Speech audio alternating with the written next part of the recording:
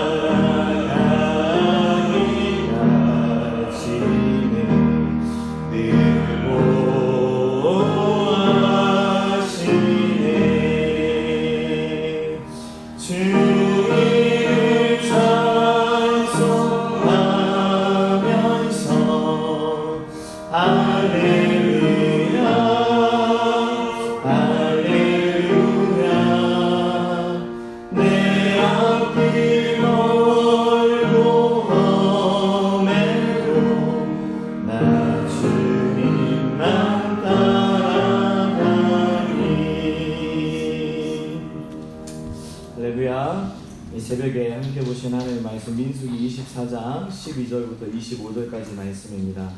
하나님 백성에게 예비된 소망의 미래. 발람이 발락에게 자신은 마음대로 행하지 못하고 여호와께서 말씀하신 대로 말할 수밖에 없다 합니다. 발람이 후일에 한 별이 야곱에게서 나오며 한 규가 이스라엘에서 일어나 주변 민족을 멸한다고 예언합니다. 각 이방 족속의 장래일도 말한 후에 발람과 발락은 각자 자기 길로 갑니다. 12절입니다. 발람이 발락에게 이르되 당신이 내게 보낸 사신들에게 내가 말하여 이르지 아니하였나이까?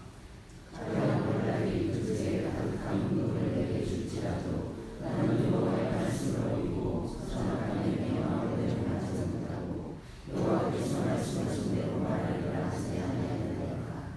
이제 나는 내 백성에게로 돌아가거니와 들으소서. 내가 이 백성이 후일에 당신의 백성에게 어떻게 할지를 당신에게 말하리이다 하고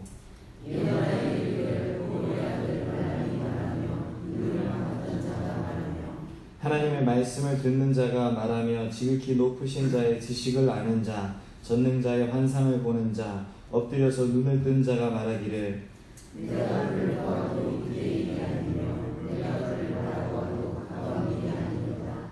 한 별이가 거기서 나오며 한 별이가 이스라엘에서 일어나서 모압을 뒤에서 저주까지 자손이 지고 또 세계 자식들을 다 멸하리로다. 그의 원수 에돔은 그들의 유산이 되며 그의 원수 세일도 그들의 유산이 되고 그와 동시에 이스라엘은 용감히 행하리로다.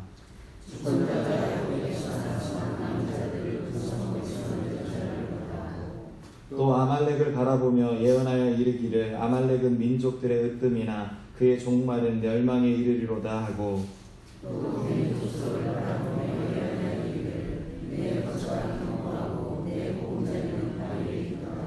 그러나 가인이 쇠약하리니 나중에는 아수르의 포로가 되리로다 하고 또 예언하여 이르기를 슬프다 하나님이 이르게 하시니 그때에 살 자가 누구이냐.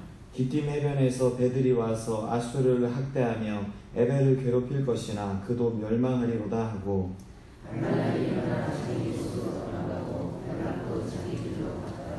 아멘. 본문에서입니다. 발람의 뒤늦은 결정. 하나님 말씀대로 하겠다는 고백은 말로만 그치지 않고 마음의 결단과 순종의 삶으로 이어져야 합니다. 발람은 이스라엘을 저주하지 않는 것이 하나님의 뜻임을 처음부터 알고 있었습니다. 하지만 어찌하든 이익을 챙길 기회를 엿보고자 발락의 초청에 응한 것입니다. 그는 발락의 뜻대로 3번이나 이리저리 옮겨다니며 이스라엘을 저주할 방도를 강구했지만 하나님이 절대로 허락하지 않으심을 확인했을 뿐입니다. 결국 하나님의 섭리하심으로 이스라엘을 축복한 발람은 사실 은금을 원했던 음흉한 속마음을 감추고 자기 변호를 하면서 발락에게 이제 집으로 돌아가겠다고 선언합니다. 아무 유익을 주지 못하고 쓸데없는 소모전으로 삶을 허무하게 사는 악의 길에서 떠나 말씀에 온전히 순종하는 것이 성도의 도리입니다. 결국 자기 백성에게로 돌아가기로 결정한 발람의 마음은 어떠했을까요? 내게 돌아올 유익을 포기하더라도 반드시 따라야 할 말씀은 무엇인가요? 발람의 4번째 예언. 세상의 그 어떤 막강한 권력과 군대, 막대한 부, 강력한 주술의 힘도 하나님의 보호막을 뚫기에는 역부족입니다. 발락은 수차례 발람의 주술을 동원해 이스라엘을 무릎 꿇게 하려고 안간 힘을 썼습니다. 하지만 발람은 결국 이스라엘을 축복했을 뿐 아니라 미래의 이스라엘 중에 한 별, 한 규가 나타나 모압을 완전히 쳐서 멸망시킬 것임을 선포합니다. 이스라엘을 저주하려 한 당사자 모압이 오히려 발람에게 저주를 당하게 된 것입니다. 또한 이스라엘을 대적하는 에돔, 아말렉, 겐, 기띔에서 배를 타고 온 민족 등도 모압과 동일한 운명에 처해집니다. 하나님의 주권을 인정하지 않고 그분의 자녀를 대적하는 자들에게는 미래가 없습니다. 이스라엘을 대적하는 이방 민족들의 운명은 어떻게 되나요? 이스라엘에 대해 그리고 하나님의 자녀들에 대해 어떤 태도를 취해야 할까요? 오늘의 기도. 하나님 말씀에 순종하기 위해 수많은 재물과 고함직한 유혹도 단호히 거절할 수 있는 용기 있는 사람이 되기를 원합니다. 먼지처럼 일어났다가 사라질 세상 권세를 두려워하지 않고 영원히 빛나는 별이요 통치자이신 주님만을 의지하게 하소서. 아멘. 이 새벽에 우리 하나님께서 큰 은혜 부어주실 줄로 믿습니다. 오늘 함께 보시는 이 본문은요, 모압 왕 발락이 이스라엘에 대한 저주 시도를 계속해서 했고, 또한 그것에 맞서서 또한 발람이 그의 요구대로 행하려고 했으나 하나님께서 축복의 예언을 주셨던 까닭에 계속적으로 축복을 했던 그런 이제 발락의 종결을 부라고 우리가 볼 수 있는데요. 어제까지 본문에 걸쳐서 이제 발락이 이제 3차에 걸쳐서 저주를 할 수 있도록 청탁을 했었죠. 그런데 발람의 요구에도 불구하고 하나님께서 저주를 주시지 않았기 때문에 발람 선지자는 이스라엘 백성들을 축복할 수밖에 없었고요. 그렇게 해서 3차 저주 청탁, 3차 축복 예언이 있었고요. 그리고 이제 발락과 작별하기 전에 이제 한 번 더 추가적으로 예언한 부분이 바로 오늘 우리가 읽은 본문입니다. 그런데 네 번째 예언은요, 앞서서 등장했던 그 세 번의 예언과는 좀 구별되는 부분이 있다고 볼 수 있는데요.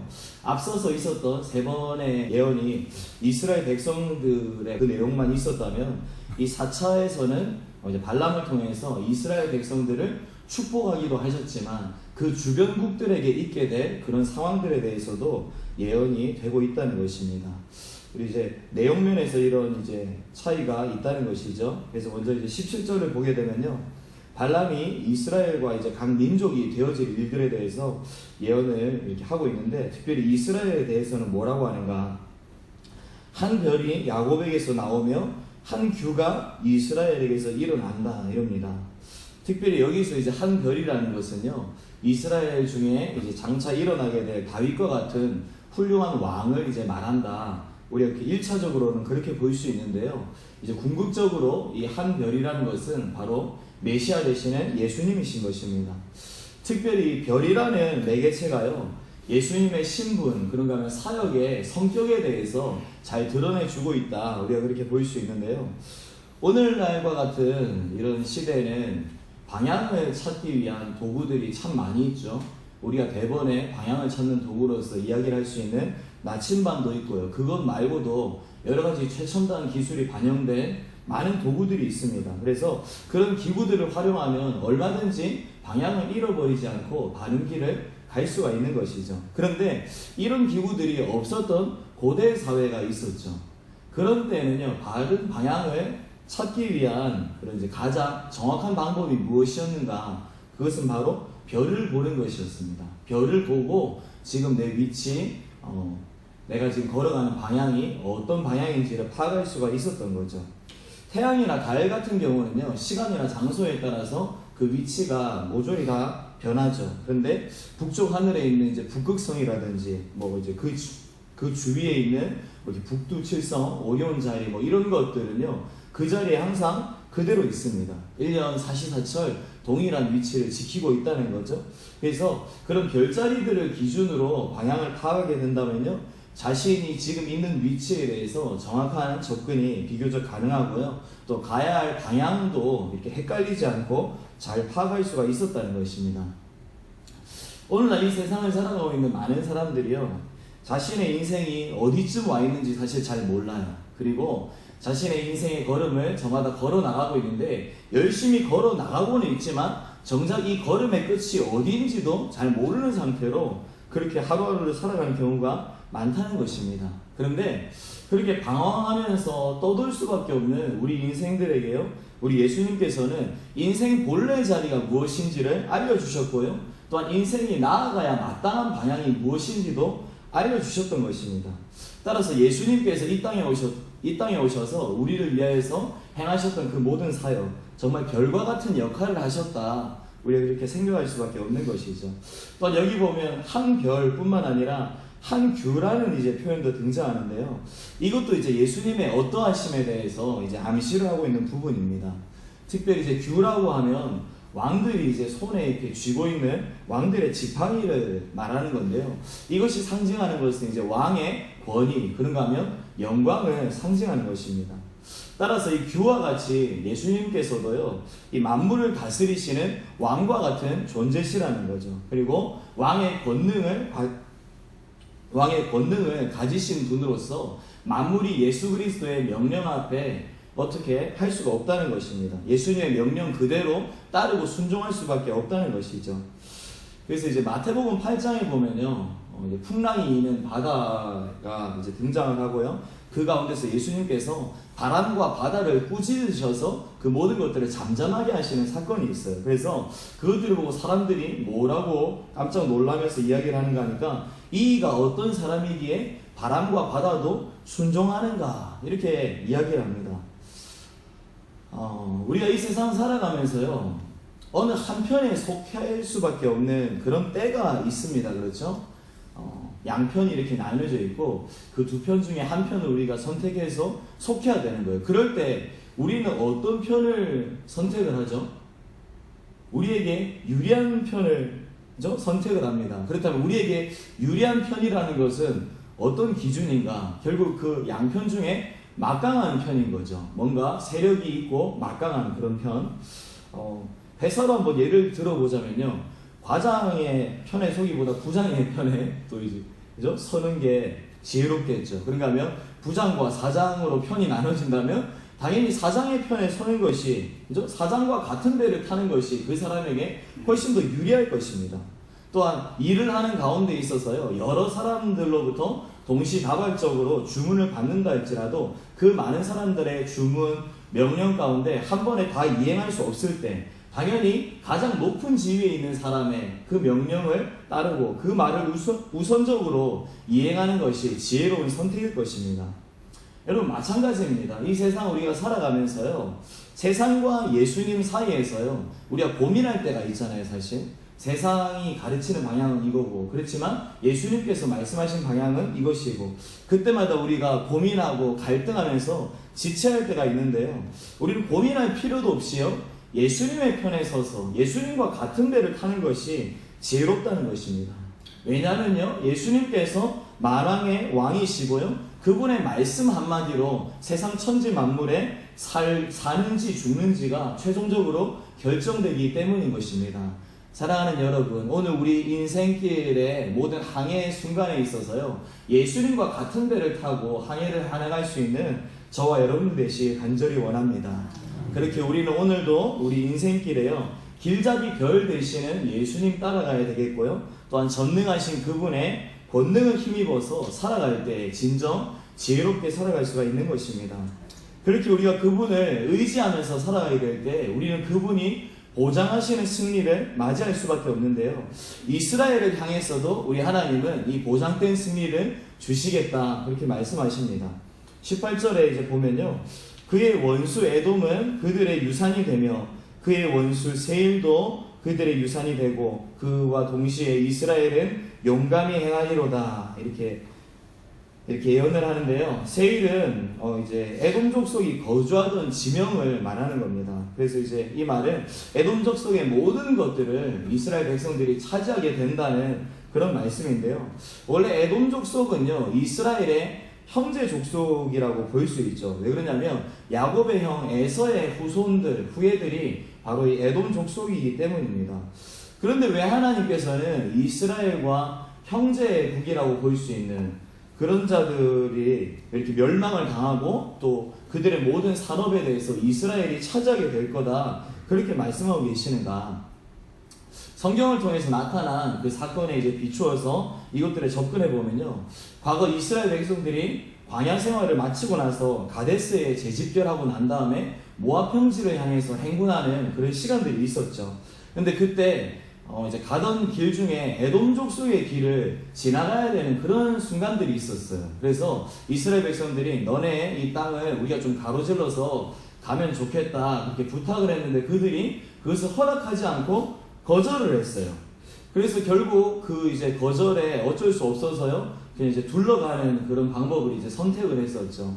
그 길을 질러가면 정말로 빠르게 통과할 수 있는 지름길인 것인데 그들이 막아서고 방해를 하자 이렇게 돌아가는 그런 것을 이제 선택했었습니다.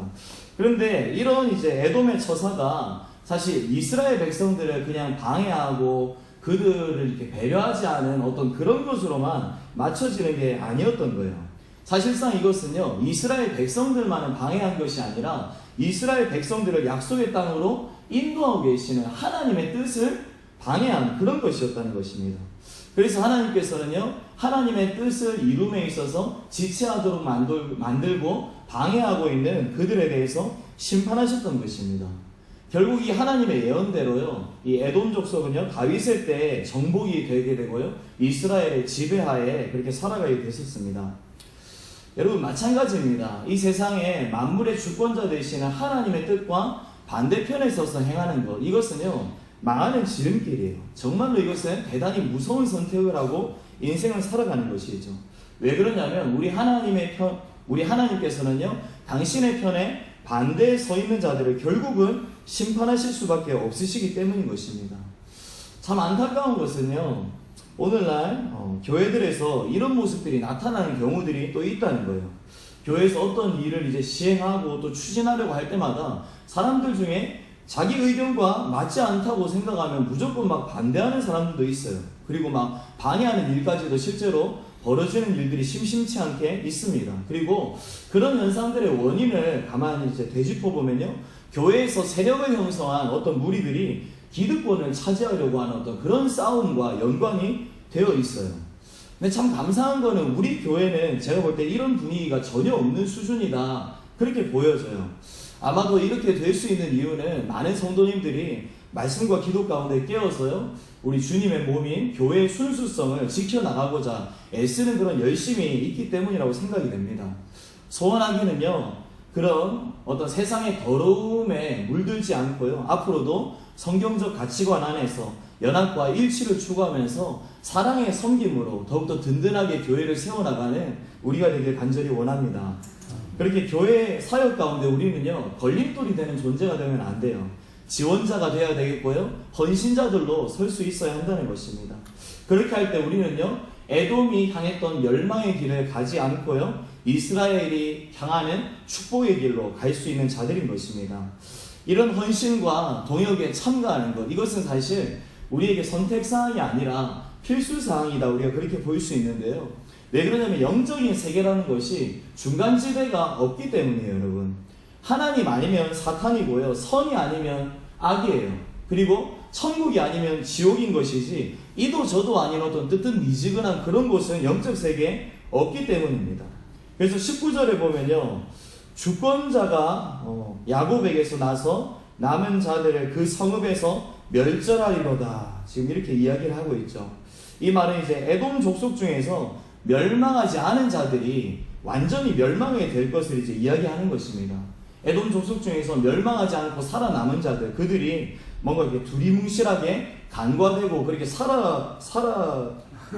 살게 되는 것이 아니라 한 명도 남기지 않고 멸망하게 된다는 것이죠. 이것은 하나님의 심판이라는 것이 대충 이루어지는 것이 아니라 아주 철저하고 무섭게 시행이 된다는 것입니다. 이 세상에서는 죄를 지은 사람이요, 자기 죄과에 대해 어떤 합당한 처벌을 받지 않고 지나가는 경우들이 분명히 있습니다. 그래서 무자비하게 권력을 휘두르면서 많은 사람을 죽였음에도 불구하고 그 사람이 갖고 있는 어떤 정치적인 힘을 발휘해서요, 대가 제대로 치르지 않고 풀려나는 경우들이 실제로 있어요. 그렇게 풀려나서 또 이렇게 자기가 세상에서 쌓아놓은 어떤 것들을 가지고 잘 먹고 잘 살다가 여생 마치는 사람들이 또 분명히 있어요. 그런가 하면 완전 범죄라는 것도, 완전 범죄는 없다, 뭐 이런 얘기 우리가 하고 나지만 실제로 완전 범죄 저지르는 사람들이 있습니다, 세상에 보면. 그런데 단 하나 이런 것들 결코 이루어질 수 없는 자리가 있는데요, 바로 하나님의 심판 앞이라는 것입니다. 왜냐하면 우리 하나님께서는요, 사람이 행한 모든 것들을 다 알고 계시는 하나님, 그런가 하면 사람의 마음에 품은 그 어떤 생각들, 모든 것들을 완전하게 꿰뚫고 계시는 하나님이시기 때문입니다. 따라서 그 하나님 앞에서요, 모든 사람들이 얼렁뚱땅 넘어간다든지 뭔가 이렇게 완전 범죄를 기획한다, 이것은 말도 안 되는 것이죠. 따라서 우리는요, 삶의 현장 가운데 함께 우리와 함께 하시는 그 하나님을 기억하며 그 하나님의 눈을 의식하는 자들이 되어야만 합니다. 그런 생각을 가지고요, 우리 삶에 찾아오는 모든 죄의 유혹을 이길 수 있는 자들이 되어야만 할 것입니다. 또한 세상 살아가면서요, 세상 법치의 한계를 경험하면서 낭망하는 마음이 생길 때가 있죠. 그런데 그런 낭망으로 우리의 마음을 끝내는 것이 아니라 공의의 하나님께서 이루실 역사가 있음을 믿고요, 기대하며 또한 이 세상을 그렇게 살아갈 수가 있어야만 한다는 것입니다. 20절에 이제 보면 아말렉에 대한 예언이 또 등장을 합니다. 이 이제 아말렉에 대한 예언, 어떤 거 보니까 아말렉은 민족들의 으뜸이나 그의 종말은 멸망에 이른다, 이럽니다. 실제로 이 이제 예언대로 아말렉은요, 고대 근동 전체를 제패할 정도의 어떤 힘을 가지지 못했지만 막강한 군사력을 바탕으로 주변국들을 약탈하면서 그렇게 살았었습니다. 당시 그들이 가지고 있는 전투력이 정말 그 누구도 넘볼 수 없는 수준이었기 때문에요, 아말렉 족속의 멸망, 이것은 당시에 절대 예측이 불가능한 어떤 그런 수준이었습니다. 그런데 우리 하나님께서는 그런 아말렉이 멸망을 당한다고 선언하셨고요, 그리고 그 선언대로 결국 아말렉은요, 역사 속에서 멸망을 했습니다. 또한 21절부터 24절에 이제 보게 되면요, 가인 족속들에 대해서 또 이제 아수르 그리고 그 외에 이제 나라들에 대한 예언들이 이렇게 등장을 하고 있죠. 그 내용을 이제 보면 바위와 같이 견고한 보금자리를 갖고 있던 이제 가인 족속이 아수르의 포로가 된다고 합니다. 그러니까 막강했었는데 아수르에 의해서 망하게 된다, 이 이야기인 거죠. 그리고 아수르는 기띔 해변에서 배를 타고 온 자들에 의해 또 이제 학대당하고, 또 마지막에 그 아수르를 학대한 자들도 멸망하게 된다, 이 예언이 있습니다. 이것은 정말 역사 속에서 그대로 다 이루어졌습니다. 하나도 빠짐없이. 그렇다면 이런 예언을 통해서 우리가 깨닫게 되는 것이 무엇인가? 바로 오늘날 우리가 살고 있는 이 세상에는요, 영원한 강자도 없고요, 그런가 하면 영원한 번영이라는 것도 존재하지 않는다는 것입니다. 실제로 인류의 역사 가운데요, 애국, 아수르, 바벨론, 페르시아 여러 강대국들이 일어났죠. 헬라 제국, 그런가 하면 로마와 같이 역사상 유례없는 놀라운 강대국이 있었는데요, 온 천하를 지배하면서 영원히 이렇게 세계를 다스릴 것 같은 그런 제국들이요, 각 시대마다 새롭게 일어난 신흥 강국들에 의해서 멸망당하는 그런 일들이 역사 속에 계속해서 되풀이 됐었다는 것입니다. 그런데 이것이 나라뿐만 아니라 개인에게도 마찬가지죠. 정말 세계를 호령하면서 그 누구도 적대할 세력이 없을 것 같았던 나폴레옹이 있었어요. 그런데 그의 인생 말년이 어땠습니까? 포로로 끌려가서요, 섬에서 쓸쓸히 죽어가는 그런 인생의 끝이었습니다. 그런가 하면 지금 대한민국의 전 대통령은 또 어떤 처지에 놓여 있습니까? 이처럼 세상의 권력과 부귀영화라는 것은요, 안개와도 같은 것입니다. 태양이 떠오르면요, 금방 모조리 다 사라져버리고 만다는 것이죠. 따라서 이런 것들을 생각할 때 우리 인생이 얼마나 허망한가 우리가 이렇게 느끼게 되는데요, 사실 그런데 우리 인생은 허망하거나 그렇게 무의미하지 않습니다. 이게 무슨 말인가 하니까요, 우리 인생이 허망하거나 무의미하다고 느껴진다면 그 이유가 무엇인가 하니까 우리 인생을요, 허망하고 무의미한 것에 걸고 있기 때문에 그러한 것입니다. 인생을 요동치지 않게 만드는 영원불변한, 그죠? 절대적으로 의미 있는 그 어떤 것에 인생을 걸고 있으면 그 인생은 결코 허망하지도 않고 무의미하지도 않은 것입니다. 그렇다면 그 한 가지가 무엇이겠습니까? 바로 하나님과 하나님의 나라인 줄로 믿습니다. 왜냐하면요, 우리 하나님은 세상 권력자들과 다르게요, 영원한 힘을 소유하고 계시는 분이시고요, 또한 그분의 나라는 영원토록 요동치지 않고 굳건하고 계속해서 번영만 하는 나라이기 때문인 것입니다. 이 세상에 사람이 살아가고 있는 인생을 이제 평가할 때는요, 출발이 어떠했는가로 평가하지 않아요.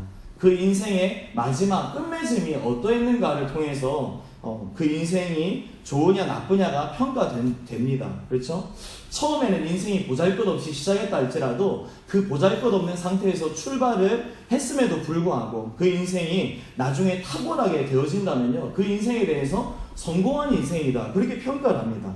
근데 반대로 남들보다 뭔가 다 잘 갖추고 그렇게 출발을 하고 시작을 했다 할지라도 그 이제 나중에 상황이 처음부터 못하다면 다른 사람들과 비교해서 그 사람이 뭔가 많이 갖고 있는 것만 같아도 그 인생에 대해서 평가할 때 그 인생은 실패했다, 이것이 바로 세상의 평가라는 것입니다.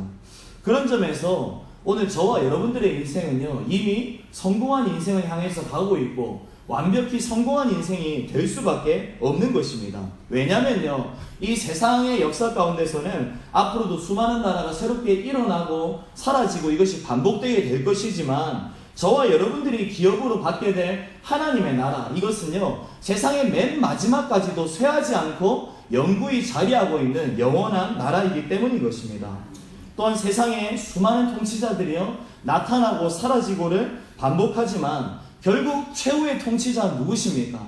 바로 우리의 주 되시는 예수 그리스도이신 것입니다. 우리의 영원한 왕 예수 그리스도, 그분은요, 이 세상 모든 것이 멸망한다 할지라도 영원한 왕으로서 천지 만물을 다스리시는 분이신 것이죠. 따라서 그 예수 그리스도와 함께 우리가 이 세상 가운데 살아가게 될 때 장차 그분이 다스리고 계시는 완벽한 나라 가운데서 그분과 함께 안식을 누리며 또한 평화와 안정을 만끽하는 인생들이 될 줄로 믿습니다. 부디 이 사실을 확신하시면서요, 오늘도 우리가 마주하게 될 수많은 일들 가운데서 또한 우리를 인도하시며 지키시는 하나님을 발견하는 복이 우리 가운데 있었으면 좋겠습니다. 그런 소망과 기쁨 가운데 이 한날의 삶 큰 승리를 경험하실 수 있는 저와 여러분들 되시길 주님의 이름으로 축원합니다. 제가 기도하시겠습니다.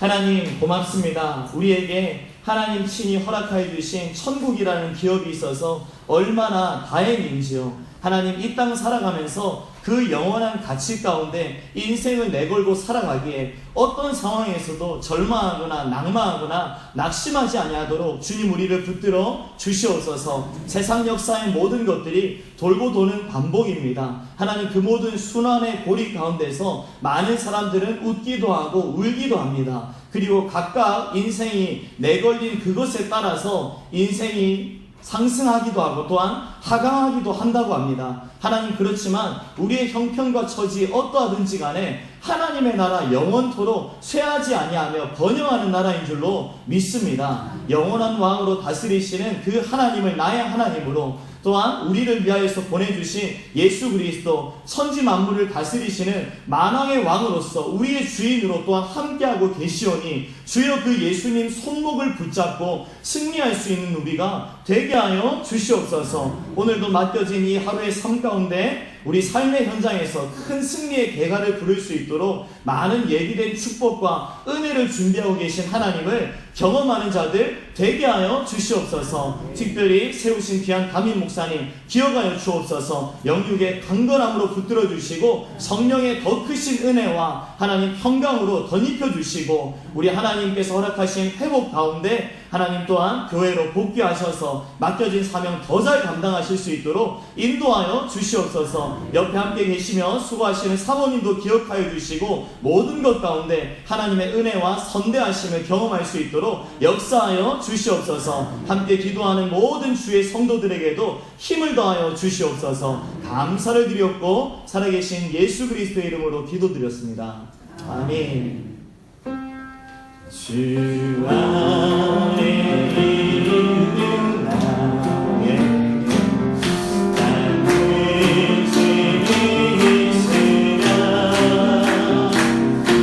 십자가 위에 나아가 내 짐을 들었네. 주님을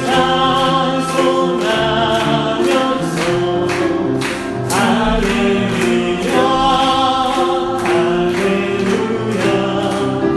내 앞을 멀고 험해도 나 주님만 따라가리. 내 주 안에 승거하고 영불 변하시. 아멘. 그 나라 사랑이 다시 일모하시네. 주님을 찬송하면서 할렐루야 할렐루야. 내 앞이 멀고 험해도 난 주님만 따라가니. 아멘. 주여 한번 부르시고 기도하시겠습니다. 주여. 하나님 오늘도 귀한 날의 삶을 다시 한번 허락하여 주신 만유의 주 되시는 하나님 우리의 중심 하나님 천지만물을 다스리시며 우리 생의 수만자 되시는 우리가 하나님을 바라봅니다.